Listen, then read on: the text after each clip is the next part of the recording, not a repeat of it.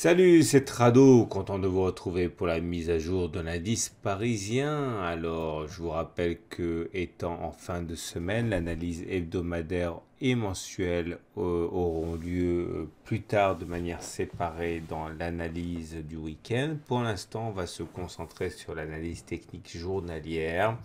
Et on voit qu'effectivement, le retour à la moyenne mobile à cette période a eu lieu parfaitement au point près.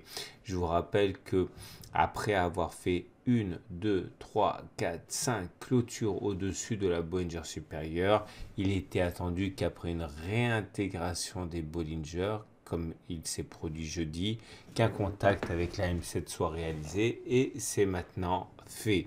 À partir de là, effectivement, on est obligé de regarder vers les unités longues pour voir un petit peu ce qui se trame. Et du côté des unités longues, même si je vais approfondir tout cela dans l'analyse hebdomadaire, c'est haussier, vous voyez, les cours sont au-dessus de la Bollinger supérieure, les cours sont également au-dessus de la M7, de la M20 hebdomadaire, de la Kijun, la Tenkan, les cours sont au-dessus d'un nuage qui monte.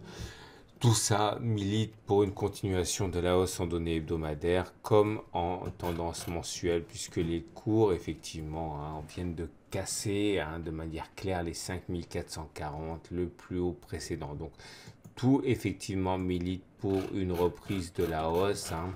Et le fait qu'on ait touché la M7 donne un point d'entrée intéressant, effectivement, pour ceux qui pensent que la hausse est au programme.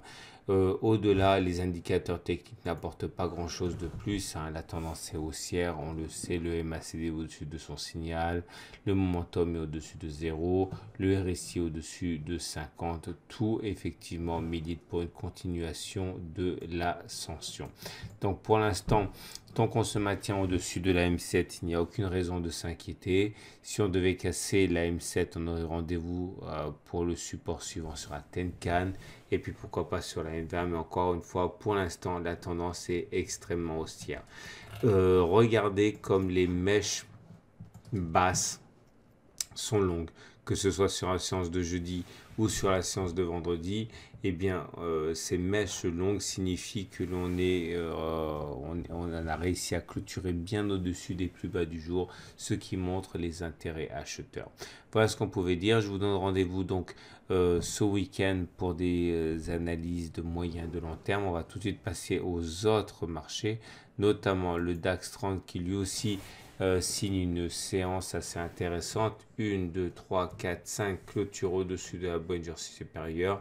Je vous rappelle que la statistique est telle que lorsque l'on clôture au-dessus de la Bollinger supérieure, lorsque la Bollinger supérieure monte et que la Bollinger inférieure descend, on a plus d'une chance sur deux de terminer au-dessus de la Bollinger supérieure. Ça fait 5 clôtures au-dessus de la Bollinger supérieure du coup. Et on ne peut que reproduire ce schéma pour lundi. On a plus d'une chance sur deux de clôture au-dessus de la Bollinger supérieure. Néanmoins, on fera attention à la forme assez caractéristique de la bougie du jour, à savoir un nouveau doji, un doji qui signifie que l'hésitation est sans doute sans doute maîtresse. Du côté du bel vin, c'est la même chose. On a une belle bougie avec une mèche basse très très longue qui montre qu'il y a eu une chasse au solde à partir des plus bas du jour qui nous permet de terminer quand même sur un niveau beaucoup plus élevé que les plus bas du jour pouvaient nous faire craindre. C'est une séance donc qui confirme de toute manière la tendance qui est haussière au-dessus d'un nuage qui monte, au-dessus de la M20 qui monte, au-dessus de la M7 qui monte. Regardez rapidement les indices américains.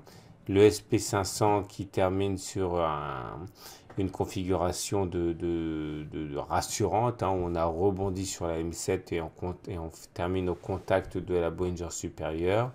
Et pour le Dow Jones, le plus vif, on va dire, des indices, pareil, il y a un record historique une fois de plus, un de plus. Regardez toutes ces bougies, vous voyez, on termine au-dessus de la bougie précédente, ce sont des records historiques pour le Dow Jones. Donc effectivement, plus 0,1%, c'est symbolique, mais on retiendra surtout que la bougie basse est importante, ce qui signifie qu'on termine sur les plus hauts ou quasiment sur les plus hauts de la séance.